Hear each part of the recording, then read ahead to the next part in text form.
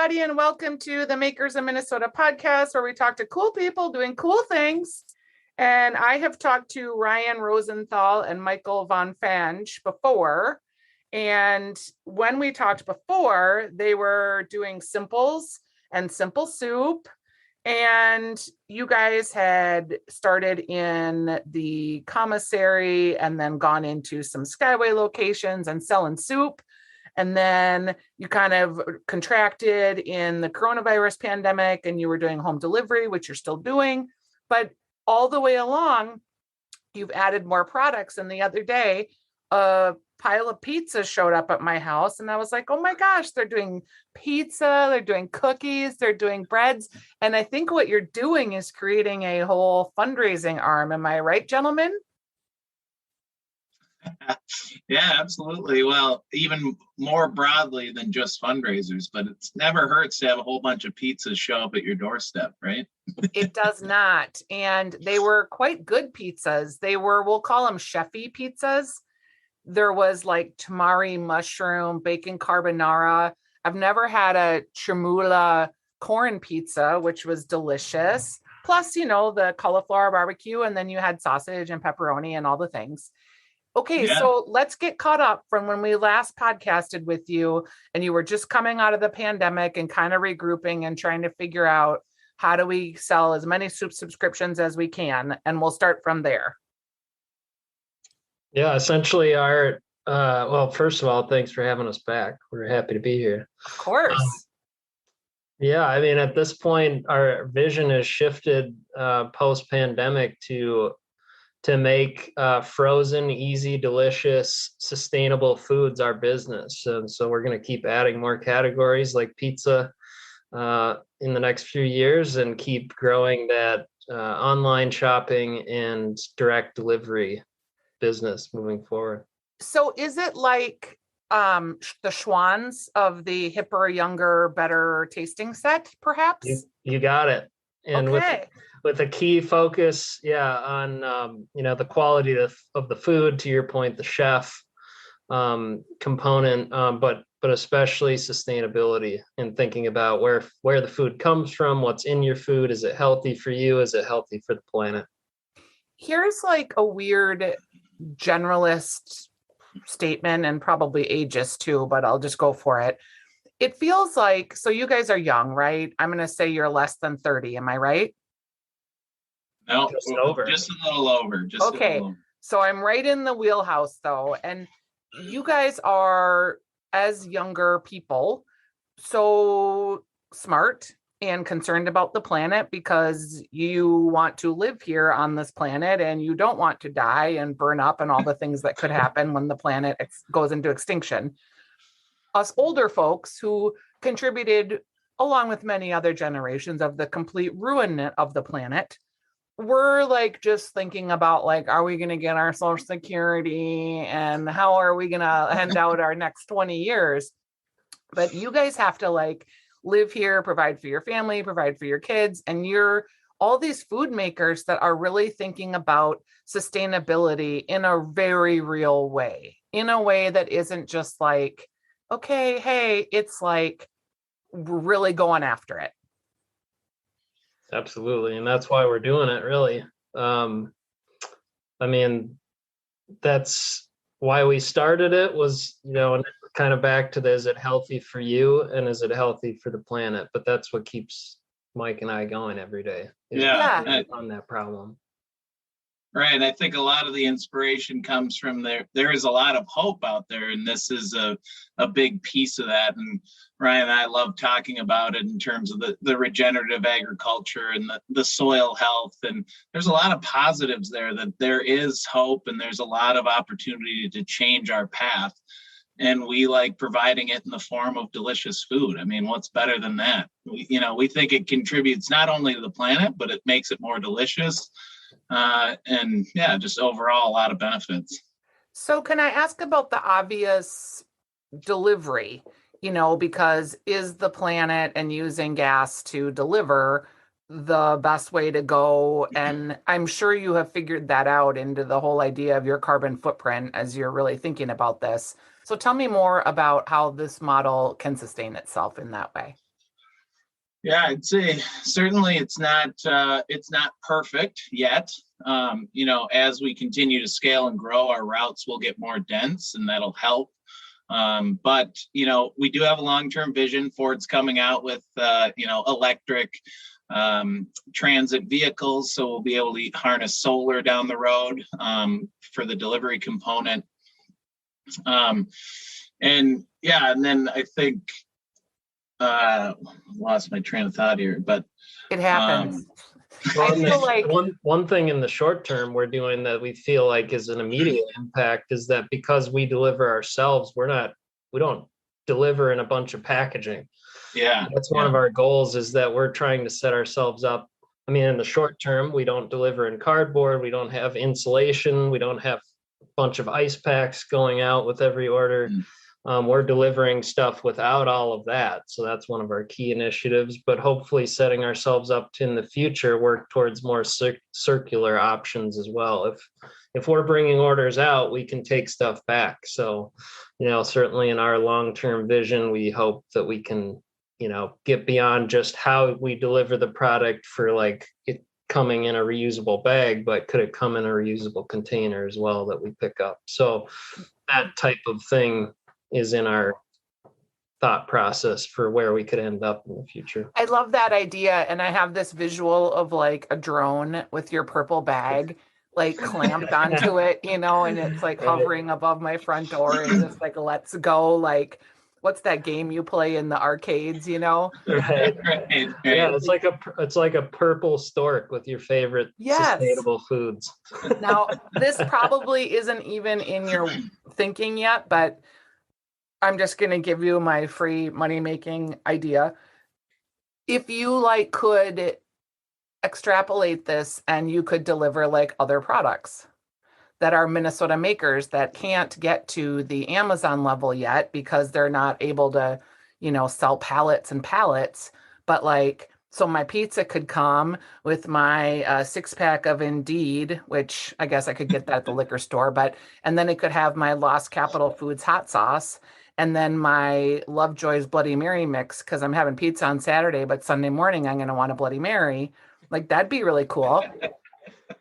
Well, there's no doubt we're going to keep focused on bringing in as much local as we can. Of course, we do that a lot with the ingredients that we source and the people we work with on that front. We have some incredible partners like Thousand Hills Beef, and we work with, their regenerative beef, and Larry Schultz Organic Chicken. We do a lot of work with Co-op Partners Warehouse, which is a incredible partner that helps us do a lot of local small farm sourcing for really great produce. So yeah, it is it's really cool if you think about just the produce question. You're putting cauliflower and corn and those kinds of things on your pizzas, and to be able to have a source where farmers can locally give those products that then can be used by manufacturers in a bigger way versus, Johnny Farmer trying to sell you a couple heads of cauliflower. That doesn't really work. So it's pretty neat that we are making those advancements, and they're kind of new, really. I mean, since I've been doing this podcast in the last 5-6 years, those opportunities are way more available than they used to be. Yeah, we're very lucky here in the Twin Cities. Co-op Partners Warehouse is just an exceptional partner that does an amazing job, and not everyone has that. And we have a great co-op community here in the Twin Cities, and that is the engine that drives it. So we are very lucky on that front. So let's talk two things. One is I do want to talk a little bit about fundraising, but first I want to talk about marketing, because this is all about marketing now, right? Because you have to be the place that people are thinking of when they want to order good, sustainable, tasty pizzas. So is it SEO optimization? Is it social? What is really moving the needle from your marketing? Yeah, I'll let you talk about fundraisers, Mike, but I can talk just briefly about, a lot of what we're working on right now is making sure we highlight the partners we just talked about. What really is it that's interesting about the food that you're buying? Why does it matter? Why is it making a difference for the world? For you personally, when you consume a good, healthy product? but what is the other impact that it's making? So we're doing lots of work on making sure people can understand all of that work that we're doing, and then just trying to work with some partners. So like for an example, we just partnered with the University of Minnesota Alumni Association to raise some money for their group for all alumni for the university. So some interesting different local partnerships as well that can help us get the message out, especially if they're aligned with what we're trying to do. How do people find you? Yeah. Well, yeah, that is for e-commerce, right? Customer acquisition. That's the big, that's the challenge, is always to try to get people to find you. And so we chose those community fundraisers you had mentioned a couple of times already, Stephanie, is that, we decided to take that approach as our primary acquisition channel, to how we reach a broad range of people. And so we decided to partner with these community groups, and they're essentially become, people that they're partners with us now. So they go and spread the word of our products. They purchase on our website. We handle all payment and delivery logistics, which the groups really love from the old traditional model.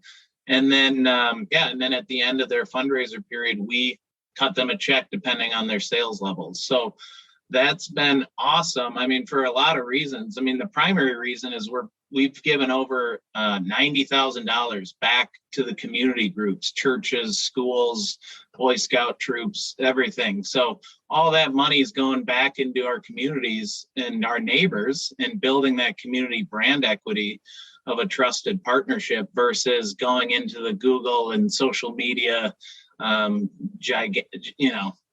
West Coast, the marketing mouth. Yeah. So we love that aspect of it. And it's gone really well. I mean, people are very receptive to it. They love that. The parents love getting food they enjoy eating versus just more stuff, wrapping paper, cookie dough, not to say anything that those are wrong or anything, but we're a great addition to these groups where they can tack it on. It's super easy, and it's just all about blasting their network with a code. That's all it takes. And we've done really well with that. It continues to grow, and it's going really well. Okay, I'm going to ask you a hard question. Are you ready? We'll see. Are you paying yourselves yet? We are. Yeah, we are. Okay, so you've been at this, it's less than 5 years, right? No, we're at 8 years now. Are you really that long? 7.5. Yeah, September 2014. But still averaging 0, but Did the paying yourself come after the 5-year mark about? Yeah, I think so. I mean, we've always taken a little bit, but yeah, I would say after the 5-year mark is when it actually became a sustainable situation. Do you feel like when you start a business, there's like threshold 1 of like, can you even sustain it? Then there's threshold 2 of like, okay, we're making sales. Threshold 3 is like, we can pay ourselves and we can start to employ others, as threshold 4. And then 5 is like, it's too big to shut off. Are you like between 3 and 5 right now? I'd say so. Yeah. I mean, we've built a pretty good sized team and got a lot of fantastic people working on moving our needle. But we got tons of work to do. I mean, we only have 2 primary categories, soup and pizza right now. And then we've got, some of the other categories you mentioned, but they're not big categories. And so just tons of work to do on that front to create much more of a destination. To your point earlier of, how do you become part of someone's life for the easy, delicious, sustainable foods? That's going to depend on our ability to provide a substantial offering of options that people feel can be a regular part of their family's lives. And for us specifically, we are really trying to focus on families in particular that are really busy. And want to not trade off health and the planet, and even affordability. The stuff we sell is relatively speaking is affordable for what you're getting out of it and how we're sourcing the product. So I don't want to overlook the soup either, because it's super tasty soup. absolutely. And just like on a quick note here, we're launching a miso kernza soup here soon. So that'll be really fun. And kernza is the weird perennial grain that is super tasty, but there's been some challenges with growing it and figuring it out. General Mills has had a couple crop failures, but they're still at it. So, you can only do it in a certain scale at this point. How did you get turned on by kernza? Well, the same tie to sustainability, thinking about, how does our current agriculture system work? And a lot of that's built on monoculture crops and annual crops that have to be tilled to seed. And particularly, a lot of them are using herbicides to get them to seed. And so the idea of having a perennial crop like that, that can stay in the ground and year after year produce grains and not have to have that tilling or use of herbicides, has tremendous impacts to the environment and can store carbon in the soil, which is super cool. So that's what got us really interested in it. And we see our role as a business to try to help create an easy way for the consumers to eat it and to get it for a farmer to get it to market. Right. And at our scale, we're lucky in that from the standpoint you talked about, it is achievable right now for us to create the product and get it out into market without, worrying about not having enough of it in the near term. Yeah. So. Yep. You guys are like the new milkmen. You know what I mean? New age. Yep. Yeah, my sister still has, she lives up in Anoka or Coon Rapids, and she still has a milkman that comes to the house with butter, and they can order ice cream and food. I'm like, this is so great. Who has this in the city? No one. That is really cool. I think people that want to be independent should just start selling your products and repping them for you. If people are interested in setting up a fundraiser, can they get all the information they need on your website at simpls.com? Absolutely. Yeah. And we have a specific fundraiser link. You just click on it and there's a form right there you can fill out and to get started. And it is so easy to implement that you can turn it around quickly. So if you want to run one next week or in the next month, we can do that. So very easy. All right. No commitments. And you guys were kind enough to send me a promo code on a little card that I got when I got my pizzas. Do you want me to put that in the show notes link so that people can, it's, I think, a 20% off code, and I'm catching you. I didn't ask your permission in advance, but is it okay to put that in the notes so people can try your products? Definitely. Okay. I think the code was, I want to say it was Harvest 20. So I'll put that in the show notes. And if you guys want to order some pizzas, or honestly, the soups are super delicious too. It's fun. You guys are great. I'm just happy to see you still kicking it. You just keep reinventing yourselves and moving it forward. True entrepreneurs at heart. Thanks for checking back in with us on Makers of Minnesota. I appreciate it.